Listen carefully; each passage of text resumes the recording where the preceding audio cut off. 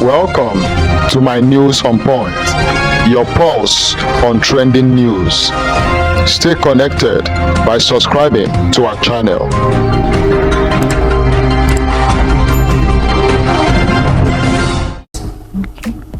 A year before I was posted to Abdulkareem, I was serving in Jos, Plateau State, 3D Medical Center.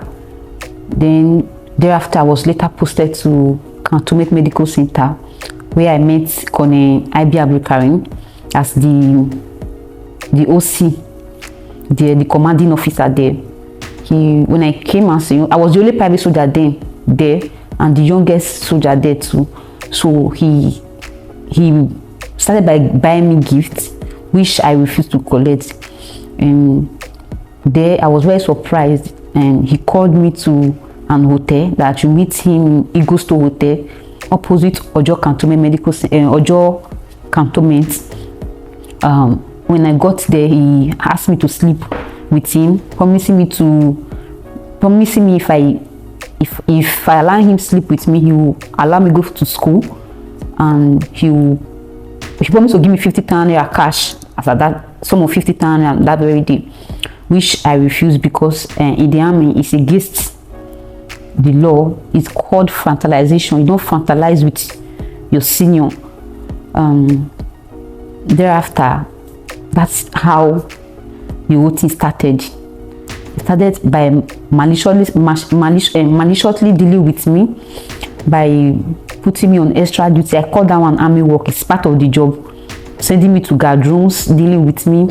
All of a sudden, he started threatening me that if I did not sleep with him, he would dismiss me from the job. Okay, when all this was going on, when he asked you to visit him in the hotel and you went and you refused his advances, did you report this to anybody, or did you tell anybody about this? Yes, I did. Who did you? All right, thank you for stopping by. I beg you, if this is your first time coming to this channel, or if you have not subscribed, kindly subscribe to this channel. Support us, please support us by subscribing. And our wonderful returning subscribers, I say a very big thank you for returning and for supporting, being part of the community. Today you can see what this lady is talking about, and I want to tell you that this is what ordinary Nigerians are going through in the hands of these top officers in Nigeria today. You can imagine if this girl had died in this situation, she would have been tagged a mentally ill person. Nobody would have heard about her story. And I tell you, I believe that a lot of people may have died in this same way without people knowing. Who knows how many cases like this that has been buried under the carpet? Who knows? But thank God this girl came out to speak. And I want to beg the human rights activist to take up this case and see that this girl gets justice. Look at what she went through, injecting her on several locations just to have her. In fact, we need to wake up in this country. We need to wake up and speak. Can you imagine the trauma? Can you imagine costing her job? And I believe she went into army because of her passion, and now that passion has been terminated, because I believe she's not going back again as an army. Even if she wants to go back into the military, I don't think it will be army. So, my people, what do you think concerning this issue? What do you think? Do you think that this girl will actually get the justice she wants? Do you think that, or do you know anybody she can actually get in touch with to help her fight for her right? Because she needs to be compensated for this. Anyway, let me not talk too much. Let me allow you to watch it, and then please drop your comment in the comment section. We want to hear from you. Let's make this more interactive. Thank you, and hope to hear from you. Report this to? I told Lasko Pasoni Anota, she was my godmother. Okay. I told her, I was like, people said this man is a very harsh man. Like, why is he disturbing? This man is like, he has been disturbing me for months now. So she just advised me just to, like, ignore the threat that is part of army work. That was what she advised me. She was the only person you told? Yes. And at first I was not paying attention to his threat and everything. It was when he started giving me injection, forcefully sleeping with me after giving me injection. Hold on. Giving you injection? How? How did he give you injection? Where did you meet for him to give you those? We work in the same office. He's my CO. Okay. We work in the MRS. It's called hospital. In the army, it's called MRS. So he will instruct some soldiers. You know, in the army, they give order and you don't disobey orders. So he will instruct those boys to pay me that most times. Then when people are not available, most times he'll point gun at me. During the day or at night? During the day, witness, everybody people are there, seeing everything. I have a nobody asks questions. Yes, I have a video of it. You have video recording of this particular incident that happened. Continue. There's a day I got to find out that he normally sleep with me after injecting me. There's a day the former chief army staff, retired General Farouk Yaya wife, came to commission a particular place, the maternity part in our hospital. So when she came, before that they already give me that injection, and I was putting on a Tron uniform and the army office wear.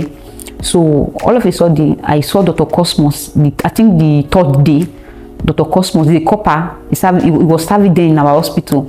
He came and gave me another injection, which flushed out those one they give to me before, and I saw myself naked. And he now asked me to pass the back door. That in our house they are outside. In our house their officers' wife and association, they were outside that very day. So I got my body was stained and they stripped me naked inside the hospital, inside his office. So immediately the woman came. He now instructed one of the serving copper, the one that was serving with us that time, Cosmos, and he told Cosmos to go and give me injection and ask me to pass the back door. This is very, very, very strange. So all of these things that you say happened when you're unconscious. Yes. And after giving me the injection, after harassing me sexually, he will put me inside this body bag in the arm. It's called body, just like a casket. He will put me inside this. I think they mostly use it in the notice, because for them to go and get casket and everything. So it's called body bag. So he will just put me inside that body bag, and for some hours they will now ask them to take me to psychiatry hospital. That is how this issue of mental illness started. So apart from your godmother that you told when he was making advances at you, up to this very moment, that time, you didn't tell anybody? I sought for redress. In the army, you cannot fight your senior. In the army, you cannot beat your senior. Okay. You cannot ask your senior to go to guardroom. Okay. You always sought for redress. I seek for redress. Fine. So I sought for redress. And so how did you go about that? At first, it was frustrating because I wrote it was a handwritten application through the same person that was frustrating me. So he never forwarded my application. So I have to go to, because the thing was, he kept on coming to my house, sending boys to my house. He denied me access to military course, denied me so many things in the army. I spent 5 years in the army without. So when you noticed that you were trying to, the redress you were trying to get, couldn't get to the appropriate yes, authorities. I went to General M.L. Abubakar. He was the provost commander, provost group commander, 81 DIF. He's a provost marshal. What did he say? I ran to him. He intervened. Okay. And he said, even if I'm just trying to even if she demand, as far as she have the sense to write for redress, they should attend to her. Okay. So because the general was the military police and they were scared of him, so they quickly set up a board. And at the end of the day, they didn't ask me to present any evidence. They just wawa me, bullshit me. And okay, so now the redress you were seeking, like a panel was set up. Yes, was set up to inquire into to intervene. Yes. And they didn't call you for questions. Nobody called you to ask you any question. They called me. Okay. Because I wrote that redress 4 times before they attended to it. Okay. Because Abdulkareem, they are the most senior officer in the medical corps. So he has that level. He has that. He's a senior officer. So when I have to go to military police to report to the provost marshal. So he intervened and he said they should hold that board and intervene and know they should intervene and know the reason why Abdulkareem is doing this to you. Yeah. Yes. So when they intervened, just the way you are interviewing me now. They never asked me for witness, evidence, because they are all the same. They are all cosmates. The people that set up that board, they are Abdulkareem cosmates. So they were supporting Abdulkareem. They were biased. They never asked me for anything. So I just went there and they just. Wow. So what led to you seeking for a discharge from the army? So I tried my best. I see myself in the army not progressing. My progression in the army was very, very difficult. Because nobody was ready to listen to me. Somebody was there. Abdulkareem was all over places. If most time I apply for school and they give me admission, he will tell them that they should not allow me, that I have mental illness. Which school have you applied for? Nigerian Army Medical School, Nigerian Army School of Nursing. I applied for basic course, like 3-month courses. He didn't. And you got admitted into all the schools? I got admitted into Nigerian Army Medical School, and he said I have mental illness, that they should withdraw me from. That's how I lost that. So I didn't even report it. They didn't release me to the school that I have mental illness, because they are all the most senior people holding an appointment in the medical corps. They are all his classmates. So when I sat down, because there's no progression, nobody to listen to you. I even involved the current CDS, General CG Musa, to intervene. He couldn't intervene. So I tried my best and I exhausted all options. So that's why I came on social media to say all yes, things you've been saying. Yes. But are you aware that the army has cleared Abdulkareem of any wrongdoing? So what they did there, it's just they just tell lies. As I don't know how to put it. They just sat down and feel like let me tell you what really transpired to them announcing this whole thing. When I came to social media at first to complain, and the Minister of Women Affairs intervened, and they took me to National Hospital because it was during the investigation for medical evaluation to know if I'm actually mad according to the allegation that was laid against me. So they discovered that there was nothing like mental illness, and they took me to ADLA just for urine test. Yes. So nothing of such. So the Minister of Women Affairs, she now said, if I remain in the army, they might wound me. Yeah. So my progression will still be very, very difficult, because I came online to expose them. So she now said she advised me if I can still continue with the job, and I said no. So I wrote a redress with my hand and I submitted it to the Minister of Women Affairs, and she went to the army headquarters and she submitted it to the Chief of Army Staff, and he approved it. For you to be discharged. To be discharged voluntarily, not medical discharge.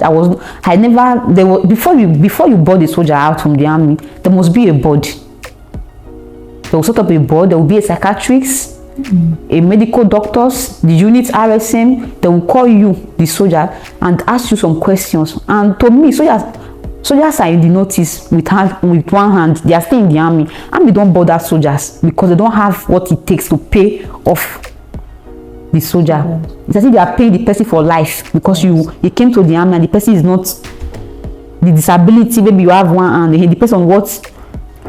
Yes. So there was nothing like they never discharged me. It was the Chief of Army Staff that converted it to medical discharge, and he said army want to compensate me for me to be paid, like I'll be collecting pension. I was not eligible for pension because I only served 5 years. Okay. So they never discharged me. It was the Minister of Women Affairs that intervened and requested me to leave voluntarily. Okay. Not medical discharge. So I don't know where they came up from. It's a big lie. It's a big lie. They know what I'm talking about. They know my evidence are with them. They did investigation and they found out that all what I'm saying is true. So coming online to come and say all those things, just a lie. I think they need to apologize to me for that, because it's a big stigma that I have it's a deformation of character, man. So there's nothing like that, man. Thank you very much. No, thank you, there. And ma, I want to use this opportunity to beg the president, the Ministry of Defense, they should intervene. I need an open investigation. And just what I want is justice. That is all. Thank you very much, ma. You're welcome. Thanks for watching. Please hit the subscribe button. Have a good day.